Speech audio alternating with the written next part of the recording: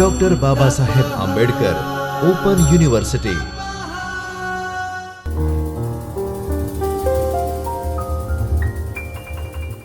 નમસ્કાર, હું દેસાઈ અભી. આજના વિડીયો લેક્ચરમાં આપનું હાર્દિક સ્વાગત કરું છું. આપણે આજે જાણીશું એકમ 11 લગ્ન પૂર્વે વૈવાહિક અને કૌટુંબિક પરામર્શની મૂળભૂત વિભાવનાઓ. મિત્રો, આપણે લગ્ન પૂર્વે એટલે કે મેરેજ પહેલાં, વિવાહની પહેલાં, વૈવાહિક એટલે કે લગ્ન પછીના તમારા વૈવાહિક જીવનની અંદર કોઈ સમસ્યા આવતી હોય અને કૌટુંબિક એટલે કૌટુંબિક સમસ્યા આવતી હોય તો એના પરામર્શન એટલે કે કાઉન્સિલિંગ વિશે આપણે આજના એકમમાં જાણવાના છીએ. આજના એકમના ઉદ્દેશો શું છે? તો કે આ એકમમાં આપણે બાળકો, કિશોરો, યુગલો એમના વિશે જાણીશું, એમના કાઉન્સિલિંગ વિશે જાણીશું. લગ્ન પૂર્વે અને વૈવાહિક અને કૌટુંબિક પરામર્શન વિશે આજે આપણે જાણીશું. લગ્ન પૂર્વેનું કાઉન્સેલિંગ. તો મિત્રો, લગ્ન પૂર્વે એટલે કે જ્યારે કોઈ યુગલ એટલે કે યુવક અને યુવતીના લગ્ન થવાના હોય તો લગ્ન પૂર્વેનું કાઉન્સેલિંગ. મિત્રો, પહેલાંના જમાનામાં એવું હતું કે માતા પિતા નક્કી કરે ત્યાં લગ્ન થઈ જતા, કે દીકરી હોય કે દીકરો. જ્યારે માતા પિતા નાનપણમાં જ અથવા એ જ્યારે મોટા થાય ત્યારે પોતાના નજીકના સંબંધી અથવા પોતાના જાણીતા વ્યક્તિના દીકરા દીકરી સાથે પોતાના બાળકના લગ્ન નક્કી કરી દેતા અને ત્યાં એ લોકોના લગ્ન થઈ જતા. પરંતુ હવે જમાનો બદલાયો, પશ્ચિમી સંસ્કૃતિ તરફ આપણે વળ્યા અને લગ્ન કાઉન્સેલિંગ પણ આજનો જરૂરી વિષય બન્યો છે. કારણ કે બે અજાણ્યા વ્યક્તિઓ એક ઉંમરના પડાવ બાદ પોતાની સાથે એક આખી ઉંમર વિતાવવા માટે જ્યારે એક નવા વ્યક્તિ સાથે જોડાવા જતા હોય ત્યારે પરામર્શન કરવું ખૂબ જરૂરી બની ગયું છે. લગ્ન પૂર્વેનું કાઉન્સેલિંગ એ એક એવા પ્રકારની થેરાપી છે કે જેમાં યુગલોને મજબૂત અને સ્વસ્થ સંબંધ ઊભો કરવા માટે અને સ્થિર લગ્ન માટે તૈયાર કરવામાં આવે છે. મિત્રો, તમે જુઓ છો કે આજકાલના સમયમાં ડિવોર્સનું પ્રમાણ બહુ વધી ગયું છે, કે નાનકડી એવી વાતની અંદર માણસો અલગ થઈ જતા હોય છે. કોઈ પણ સામાન્ય ઝઘડાની અંદર પણ એ લોકો તલાક સુધી પહોંચી જતા હોય છે. તો મજબૂત અને સ્વસ્થ સંબંધ એટલે કે એક મજબૂત પાયાનો સંબંધ ઘડવા માટે અને સ્થિર લગ્ન, કે આજે લગ્ન કર્યા અને 1 મહિના કે 6 મહિના 12 મહિના પછી લગ્ન તૂટી ગયા, એ રીતેની સ્થિર લગ્ન સસ્ટેનેબલ મેરેજ કરવા માટે પણ કાઉન્સેલિંગ જરૂર બન્યું છે. ભારતીય સંદર્ભમાં નહીં પરંતુ સમગ્ર પરિવાર સાથે લગ્ન હોય છે. આપણે ભારતીય પરંપરામાં જોવા જઈએ તો લગ્ન એ ફક્ત યુવક અને યુવતી એટલે કે યુગલની વચ્ચે નથી થતા, બે પરિવારોની વચ્ચે લગ્ન થાય છે. એટલે કે જે યુવતી હોય એ યુવકના પરિવાર સાથે જોડાતી હોય અને યુવક છે એ યુવતીના પરિવાર સાથે જોડાતો હોય. તો ભારતીય સંદર્ભની અંદર વ્યક્તિ નહીં પરંતુ સમગ્ર પરિવાર સાથે લગ્ન થાય છે. આ એક મહત્ત્વનો વિચાર છે કે જે આપણે જાણવો ખૂબ જરૂરી છે.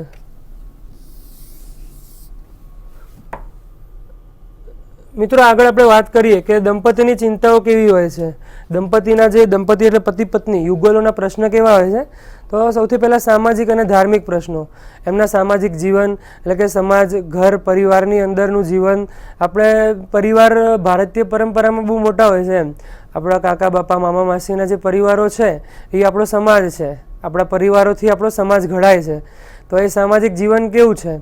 એ ધાર્મિક અને મૂલ્યો કેવા છે? ધાર્મિકતાના અને અન્ય મૂલ્યો. એટલે આપણે જોવા જઈએ કે આધ્યાત્મિકતા છે, ભક્તિ છે, ધર્મને પાળવો છે, ધર્મને માનવો છે. દરેકના પરિવારમાં, દરેકના ઘરમાં અલગ અલગ રીતે ધાર્મિક નીતિ નિયમો માનવામાં આવતા હોય છે, પાળવામાં આવતા હોય છે.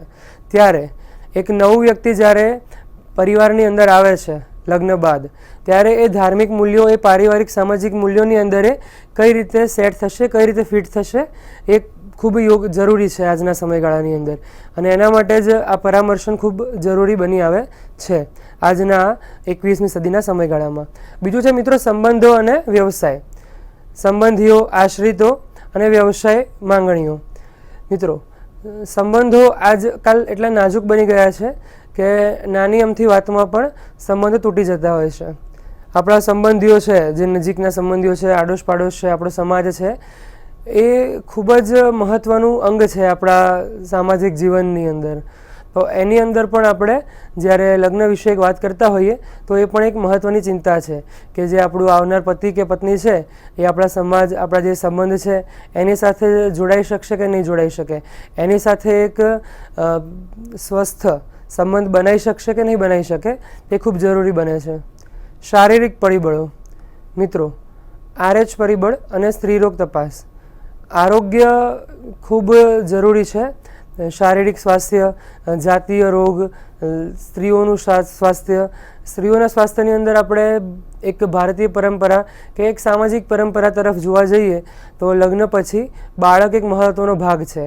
તો સ્ત્રી આરોગ્ય, જાતીય રોગ અને બંને પતિ પત્નીનું જે શારીરિક આરોગ્ય છે, જેમને કોઈ ગંભીર કે કાયમી બીમારી નથી, એ પણ તપાસવું અને એ જાણકારી આપવી એ એક નૈતિકતાની વાત છે કે તમારે કોઈ ગંભીર બીમારી હોય તો તમે તમારા પાર્ટનરથી છુપાઈ ન શકો, એ એમને જાણ કરવી ખૂબ જરૂરી છે અને એ ચિંતાનો વિષય છે.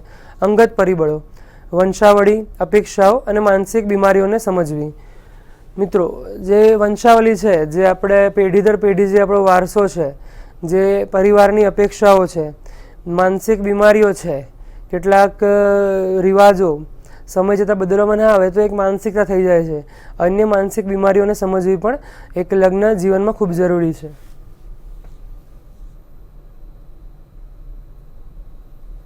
પ્રી મેરેજ કાઉન્સેલિંગ એટલે આપણે હમણાં જોયું કે લગ્ન પૂર્વેનું કાઉન્સેલિંગ. પ્રી મેરેજ કાઉન્સેલિંગના 6 કારણો અહીં આપવામાં આવે છે, મુખ્ય કારણો છે. તો એ પ્રી મેરેજ કાઉન્સેલિંગ કેમ જરૂરી છે એના કારણો અહીં દર્શાવ્યા છે. પહેલું કારણ છે સંદેશા વ્યવહાર. સંદેશા વ્યવહાર એટલે કમ્યુનિકેશન. જે પતિ પત્ની થવા જઈ રહ્યા છે, જે યુગલ છે, એમની વચ્ચે અસરકારક વાતચીત એટલે કે એકબીજા સાથે વિચારોની, વાતોની આપ-લે. હવે તમે જે વ્યક્તિ સાથે જીવનભર સાથ નિભાવવા જઈ રહ્યા છો એની સાથે તમારી વાતચીતની આપ-લે કેવી છે? શરૂઆતના સમયથી જ જ્યારે આપણે વાતચીતની આપ-લે શરૂ થાય ત્યારથી જ એક સ્વસ્થ વાતચીત થવી જરૂરી છે. એક કોમ્યુનિકેશન કે એકબીજાને મનની અંદર કંઈ રહી ન જાય, ક્લિયર અને કટ કોમ્યુનિકેશન, એક સ્ફટિક કોમ્યુનિકેશન ખૂબ જરૂરી છે. સમસ્યાનો ઉકેલ. મિત્રો, કોઈ પણ સમસ્યા હશે, યુવતીના મનમાં યુવક પ્રત્યે કે યુવકના મનમાં યુવતી પ્રત્યે કોઈ પણ પ્રકારની સમસ્યા હશે, કોઈ પણ પ્રકારના ડાઉટ હશે, તો એ એક સ્ટ્રોંગ કમ્યુનિકેશન સિવાય એનો ઉકેલ લાવવો શક્ય નથી. બીજું કારણ છે ભૂમિકા અપેક્ષાઓ કે નોકરી કે યુવક કે યુવતી શું નોકરી કરે છે, એનું સેલેરી કેટલી છે, એની જાતીય આત્મીયતા કેટલી છે, એના જે ખુલ્લી ચર્ચા કરી શકે છે કે નહીં, એ જાણવું ખૂબ જરૂરી છે. એક જ્યારે તમે લગ્ન કરવા જાઓ ત્યારે દરેક માતા પિતાની અને દરેક યુવક યુવતીની પહેલાંના સમયમાં એવું હતું કે યુવતીના પરિવાર અને યુવતી દ્વારા જ અપેક્ષા રાખવામાં આવતી કે યુવક છે એ સારું કમાતો હોવો જોઈએ, આ કે તે. અત્યારે એવું છે કે 21મી સદીમાં શિક્ષિત યુવાનો અને યુવતીઓ છે, એટલે યુવક પણ એવું ઈચ્છતા હોય છે કે એમના જે ભાવિ પત્ની છે એ સુશિક્ષિત હોય, સારું કમાતા હોય. એટલે આ ક્રાઇટેરિયા છે કે શું નોકરી કરે છે, શું કમાય છે, કેટલા નાણાં કમાય છે, એમની આત્મીયતા કેટલી છે એકબીજા પ્રત્યેની, અને ખુલ્લી ચર્ચા એકબીજા સાથે કરી શકે છે કે નથી કરતા. ઓપન કમ્યુનિકેશન જે આપણે કહીએ, ઓપન ડિસ્કશન, કે તમારા ભાવિ જે પાર્ટનર છે એની સાથે તમે ઓપન ડિસ્કશન કરી શકો છો કે નહીં, એ જાણવું પણ ખૂબ જરૂરી છે. તમે જો ઓપન ડિસ્કશન ના કરી શકો એમની સાથે તો આગળ જતાં લગ્ન જીવનમાં ખૂબ પ્રશ્નો આવી શકે છે અને ભંગાણ પણ આવી શકે છે. ત્રીજો મુદ્દો છે સંઘર્ષ નિવારણ. દલીલ ઘટાડવા અસરકારક કૌશલ્ય. બે નવા વ્યક્તિઓ નવા વિચારો સાથે, અલગ અલગ ભિન્ન વિચારો સાથે, ભિન્ન સંસ્કૃતિ, ભિન્ન પરિવારમાંથી જ્યારે જોડાતા હોય ત્યારે એ ચોક્કસ શક્ય જ છે કે એમના વચ્ચે વિચારોનું ઘર્ષણ થશે. તો એ ઘર્ષણ ઘટાડવા માટે જે કૌશલ્ય જરૂરી છે એ કૌશલ્યની અહીં વાત કરવામાં આવી છે. આધ્યાત્મિક માન્યતાઓ. ભિન્ન માન્યતાઓ અંગે સ્પષ્ટ સમજ. બે પરિવારો છે એક સાથે જોડાતા હોય છે, બે પતિ પત્ની, બે યુગલ છે એકબીજા સાથે જોડાતું હોય છે. બંનેના પરિવારો અલગ છે, બંનેના પરિવારમાં જે આધ્યાત્મિક ભાવનાઓ છે, આધ્યાત્મિક લાગણીઓ છે એ ભિન્ન ભિન્ન હશે. બંનેના પરિવારોના ઈષ્ટદેવ, ઈષ્ટદેવી, જે કુળદેવતા કુળદેવતી આપણે કહીએ છીએ, એ અલગ હશે. એ લોકોના આધ્યાત્મિક વિચારો અલગ હશે. એ લોકોની ધર્મ પ્રત્યેની નિષ્ઠા અને નિયમો અલગ હશે. ધર્મને પાળતા બંને હોઈ શકે, પરંતુ એને પાળવાના નિયમો બંનેના અલગ અલગ હોઈ શકે છે. ધર્મ અને જે ધર્મની અંદર પણ વિભિન્ન સમુદાયો સંપ્રદાયો ખુલેલા હોય છે. તો એ સંપ્રદાયો અનુસાર બંનેના વિચારો અને નીતિ નિયમો અલગ હોઈ શકે છે, આદર્શો મૂલ્યો અલગ અલગ હોઈ શકે છે. તો એની વચ્ચે જે બ્રિજ છે એ બ્રિજનું કામ પણ કાઉન્સેલરનું છે. કૌટુંબિક પૃષ્ઠભૂમિ, સમસ્યારૂપ કન્ડિશનિંગ ઓળખવું. આપણે કૌટુંબિક પૃષ્ઠભૂમિ પણ જરૂરી છે કે કુટુંબની પૃષ્ઠભૂમિ કેવી છે, કુટુંબના લોકોના વિચારો, કુટુંબના લોકોના કાર્યો, એમની નોકરી, એ લોકોનો વ્યવસાય, એ લોકોની આપણે જોઈએ કે કોઈ પણ મા બાપ એવું નહીં ઈચ્છે કે એની દીકરી જે છે એ એવા કોઈ કુટુંબમાં જાય કે એમના કુટુંબનો ક્રિમિનલ રેકોર્ડ રહેલો હોય. એટલે કૌટુંબિક પૃષ્ઠભૂમિ ચકાસવા માટે પણ જરૂરી છે. સહિયારા લક્ષ્યો, વ્યક્તિગત, દંપતી અને કૌટુંબિક ધ્યેય. સહિયારા લક્ષ્યોની અંદર એક કહેવાય કે આપણા સમાજમાં એક વિચાર, એક કહેવત જેવું છે એમ કે ઘર કોઈ દિવસ ઈંટ માટીનું નથી બનતું, ઘર એ ઘરના વ્યક્તિઓ અને વ્યક્તિઓના પારસ્પરિક સંબંધથી બનતું હોય છે. જે રેત માટી સિમેન્ટથી બને એને આપણે મકાન કહી શકીએ, પણ ઘર જ્યારે વ્યક્તિઓ એ ઘરને સંજોડે ત્યારે એને ઘર કહેવાય, એ પરિવાર કહેવાય. તો સહિયારા લક્ષ્યની અંદર ઘરની અંદર સુમેળભર્યું વાતાવરણ બનાવવું, બાળક, આપણે સંતતિ નિર્માણ અને એ બધા કાર્યો એની અંદર આવતા હોય છે. એ સહિયારા લક્ષ્ય છે. એમાં પતિ અને પત્ની બંનેનું સહિયારી ભાગીદારી જરૂરી છે. વૈવાહિક કાઉન્સેલિંગ. મિત્રો, લગ્ન થઈ ગયા બાદ કોઈ સમસ્યા સર્જાય છે તો ત્યારે વૈવાહિક કાઉન્સેલિંગ એટલે કે મેરેજ કાઉન્સેલરની જરૂર પડતી હોય છે. મેરેજ કાઉન્સેલિંગ એટલે એને કપલ્સ થેરાપી આપણે કહીએ છીએ. કપલ્સ થેરાપીની અંદર એ એક જાતનો મનોરોગ કાઉન્સેલિંગ છે, મનોરોગ ચિકિત્સાનો એક પ્રકાર છે. યુગલોને તકરાર ઓળખવા, ઉકેલવા અને સંબંધ સુધારવામાં મદદ કરે છે.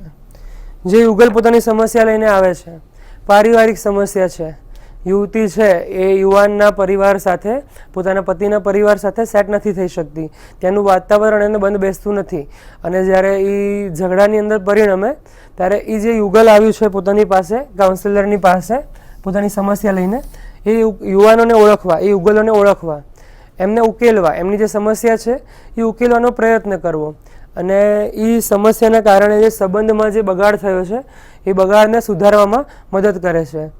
કાઉન્સેલર દ્વારા કાઉન્સેલિંગ 2-4 બેઠકો અથવા વધુ બેઠકો કરીને એ જે સમસ્યાઓ છે એ સમસ્યાઓની અંદર સુચારુરૂપ સુધાર લાવવાની અંદર મદદ કરવામાં આવે છે. સામાન્ય રીતે ટૂંકા ગાળાની આ મેરેજ કાઉન્સેલિંગ એવું છે કે ટૂંકા ગાળાની જરૂરિયાત છે.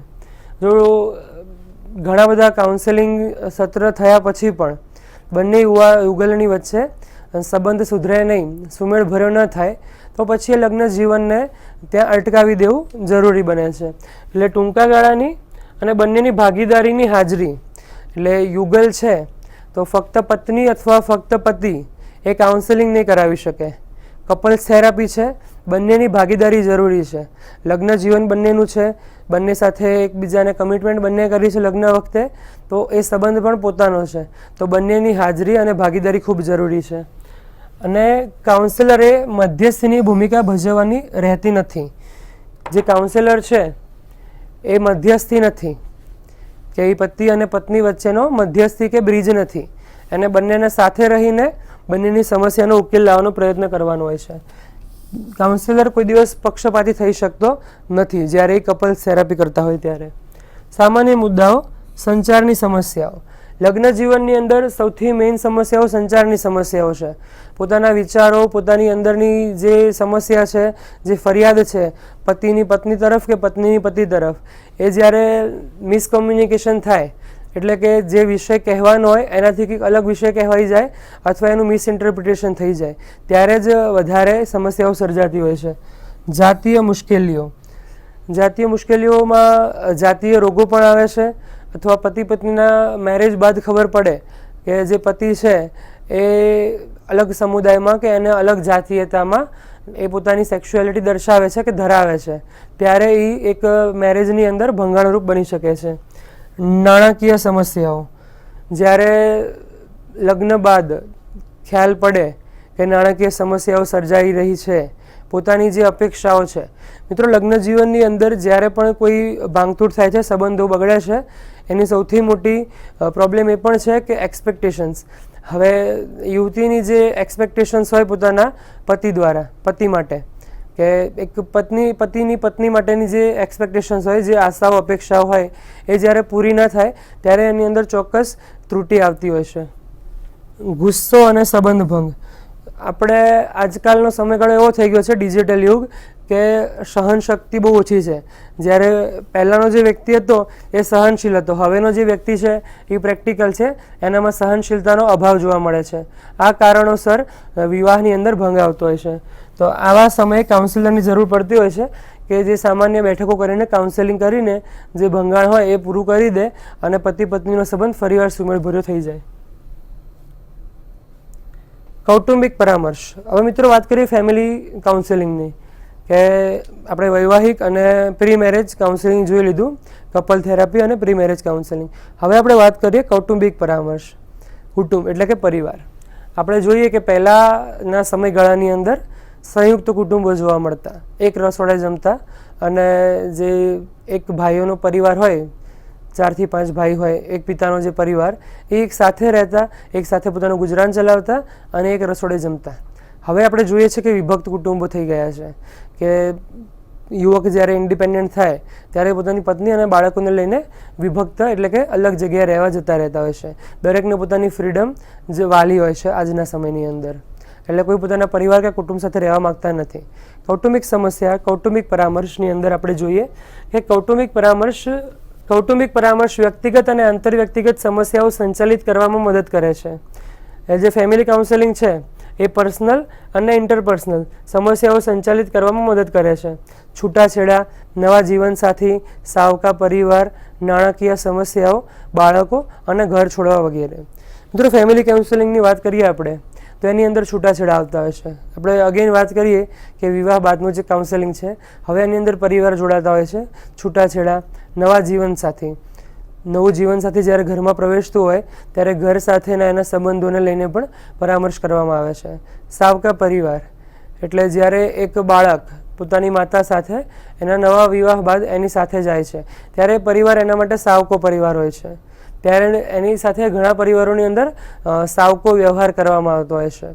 તો ત્યારે એ ખૂબ જરૂરી બને છે કે પરામર્શ બાદ એ લોકો એને પોતાનો પરિવાર માની અને વહાલથી રાખે પોતાના ઘરની અંદર. નાણાકીય સમસ્યાઓ. કુટુંબની અંદર ઘણીવાર દેવું થઈ જાય, નાણાકીય અછત ઊભી થઈ જાય, કોઈ સટ્ટા કે જુગારની અંદર જ્યારે કોઈ પોતાના નાણાં હારી જાય, આવી સમસ્યાઓની અંદર ઘણીવાર કૌટુંબિક ઝઘડા વધી જતા હોય છે. અને આ ઝઘડાઓ દરમિયાન કૌટુંબિક પરામર્શન ખૂબ જરૂરી બને છે. બાળકોની વાત છે, પછી જ્યારે ઘર છોડવા બાબત, કે જ્યારે કુટુંબમાં સામાન્ય નાના મોટા ઝઘડા થાય ત્યારે કોઈ એકાદ વ્યક્તિ કુટુંબનું એ ઘર છોડીને જવા માટે તૈયાર થઈ જતો હોય છે. તો ત્યારે આવા સમયગાળાની અંદર પણ કાઉન્સેલિંગ જરૂરી બને છે. કૌટુંબિક વિકાસના તબક્કા.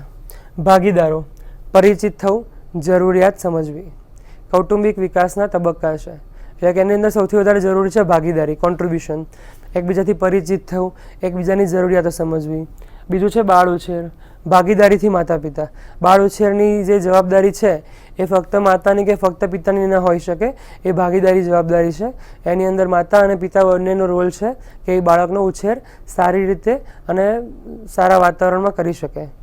માઇન્ડ લોન્ચિંગ, બાળકોની કારકિર્દી ઘડતર. બાળકોના ઉછેર બાદ બાળકો જ્યારે થોડા મોટા થાય ત્યારે એમની કારકિર્દી ઘડતરની જવાબદારી પણ માતા અને પિતા બંનેની છે. બંનેએ પોતાની ભાગીદારી સમજી, પોતાના રોલ અને જવાબદારીઓ સમજીને બાળકને કારકિર્દી નિર્માણ તરફ આગળ કરવાનો હોય છે. ગ્રાન્ડ પેરેન્ટિંગ, દાદા દાદીની ભૂમિકા. મિત્રો, હમણાં આપણે વાત કરી કે સંયુક્ત કુટુંબો ધીમે ધીમે તૂટી રહ્યા છે, પણ દાદા અને દાદીની ભૂમિકા બાળ નિર્માણમાં સૌથી જરૂરી છે. એટલે સંયુક્ત કુટુંબમાં રહી દાદા અને દાદીના ઉછેરની અંદર, એમના વહાલ અને એમના સંસ્કારોની અંદર જ્યારે બાળક ઉછરે એ ખૂબ જરૂરી છે. ખાલી માળો, ફરી પરિચિત થવું. આપણે પરિવાર એક માળા જેવું છે અને આપણે બધા એક પરિવારના સભ્યો એ એક માળાના એક ડાળના આપણે પંખી છીએ. ત્યારે એ જે માળો છે એને ફરીવાર આપણે ઊભો કરવાનો છે, ફરી એની અંદર પરિચિત થવાનું છે. કૌટુંબિક કાઉન્સેલિંગ, સિદ્ધાંતો અને સંઘર્ષ મુદ્દાઓ. કૌટુંબિક કાઉન્સેલિંગના સિદ્ધાંતો. સૌથી પહેલાં તો સંઘર્ષના મુદ્દાઓ આપણે જોઈએ કે કૌટુંબિક કાઉન્સેલિંગ શા માટે જરૂરી બને છે, એની અંદર કેવા સંઘર્ષો આવતા હોય છે. સૌથી પહેલું તો છે સ્વમૂલ્ય. એક વ્યક્તિ તરીકેનું આપણું પોતાનું મૂલ્ય, આપણને પ્રેમ, સ્વીકૃતિ અને આદર જ્યારે ના મળે ત્યારે આપણું જે સ્વમૂલ્ય હોય એ હણાતું હોય છે, આપણી જે સેલ્ફ રિસ્પેક્ટ હોય એ હણાતી હોય છે. પરિવારની અંદર જ્યારે આપણને પ્રેમ, આદર અને સ્વીકૃતિ, આપણા વિચારોને, આપણા જે જરૂરિયાતો છે એને સ્વીકૃતિ ના મળે તો ચોક્કસ એની અંદર ઝઘડા થવા સામાન્ય થઈ જાય છે. ચોક્કસ પોતાનું સ્વમૂલ્ય, સેલ્ફ રિસ્પેક્ટ હણાય છે એટલે વ્યક્તિ પોતાના હક માટે લડત લડે છે અને આગળ આવે છે. સંદેશા વ્યવહાર, ખુલ્લી વાતચીત એટલે કે મુક્ત મને વાતચીત. હમણાં આપણે જેમ વાત કરી એમ મિસકમ્યુનિકેશન ના થાય, કોઈ પણ જાતનો કોમ્યુનિકેશન ગેપ ના સર્જાય, એ રીતે વ્યક્તિ પોતાની જે વાતચીત છે, પોતાની સમસ્યા છે, પોતાની ફરિયાદો છે, પોતાની ઈચ્છાઓ છે એ સ્પષ્ટપણે કહી શકે એ રીતે સંદેશા વ્યવહાર ઘરમાં થવા જોઈએ, કમ્યુનિકેશન થવું જોઈએ. નિયમો, પરસ્પર સંમત નિયમો. નિયમોની અંદર વાત કરીએ આપણે કે પરસ્પર સંમત નિયમો એટલે નિયમો અને ચોક્કસ આચારસંહિતા દરેકના ઘરની અંદર, દરેકના પરિવારની અંદર અલગ અલગ રીતે માનવામાં આવતી હોય છે. એ જે ચોક્કસ નિયમો છે એની અંદર પણ દરેકની સહમતિ જરૂરી છે. એ નિયમો કોઈ એક વ્યક્તિ ઘડી દે અને એ આખા ઘર ઉપર ઇમ્પ્લિમેન્ટ કરી દે તો દરેકને નિયમો ના પણ ગમતા હોય, દરેક એ નિયમોને સ્વીકારવા તૈયાર ના પણ હોય. ત્યારે ચોક્કસ નિયમો જે આપણે ઘડતા હોઈએ એ પણ દરેકને ધ્યાનમાં લઈ, દરેકની રહેણીકરણી, દરેકના વિચારો, દરેકના શિક્ષણને લઈને આપણે નિયમો ઘડતર કરવા જોઈએ. બહારની દુનિયા, સામાજિક ક્રિયા પ્રતિક્રિયા. આપણે એક ઘર છે પણ ઘર પણ એક સમાજની અંદર આવેલું છે, એક શહેર, એક ચોક્કસ કસ્બાની અંદર આવેલું છે. તો આપણે બહારની દુનિયા જે છે, બહારના જે લોકો છે એની સાથે પણ આપણો વ્યવહાર, એમની સાથેની આપણી ક્રિયા પ્રતિક્રિયા કેવી છે એ પણ આ કૌટુંબિક પરામર્શની અંદર જરૂરી બની જાય છે. એ પણ એક સંઘર્ષનો મુદ્દો છે કે બહારના વ્યક્તિઓ છે, બહારનું જે વાતાવરણ છે એ ઘણીવાર આપણા પરિવાર અને પરિવારની શાંતિ ઉપર ઇફેક્ટ કરતું હોય છે. એ પણ એક સંઘર્ષનો મુદ્દો છે અને એની અંદર પણ કાઉન્સેલિંગ જરૂરી બને છે. મુખ્ય સિદ્ધાંતો, કૌટુંબિક કાઉન્સેલિંગના સિદ્ધાંતો. એક કાઉન્સેલર તરીકે કયા કયા સિદ્ધાંતો હોવા જોઈએ? નિષ્પક્ષ વ્યવહાર.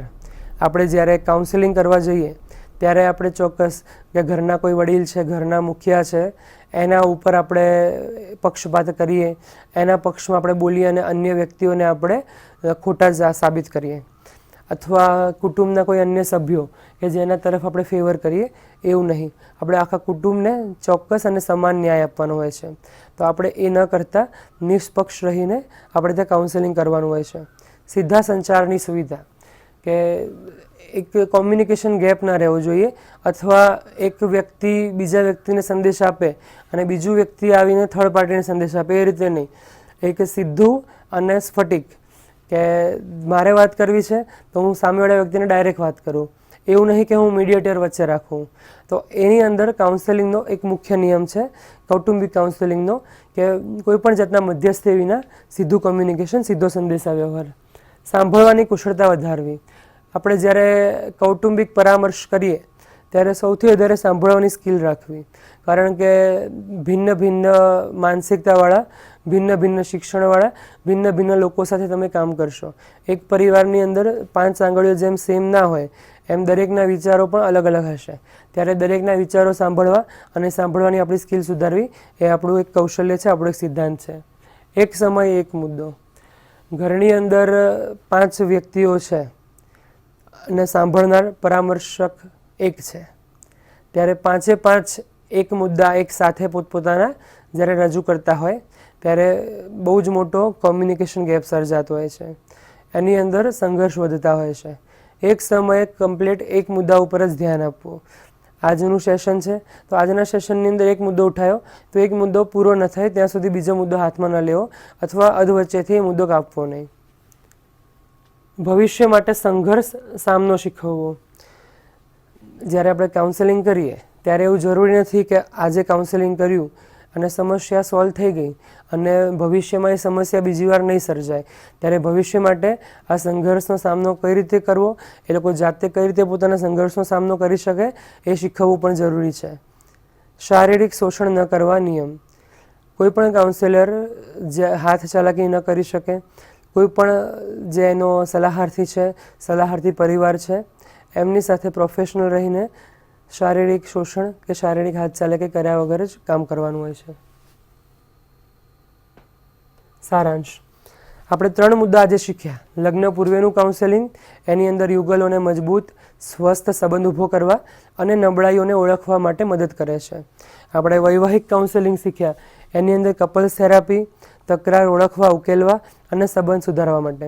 અને છેલ્લે આપણે જોયું કૌટુંબિક પરામર્શ, છૂટાછેડા, સાવકા પરિવાર, નાણાકીય સમસ્યાઓ, વ્યક્તિગત અને આંતર વ્યક્તિગત મુદ્દાઓ ઉપર વિશેષ ધ્યાન આપે છે. અસ્તુ. નમસ્કાર. स्वाध्यायः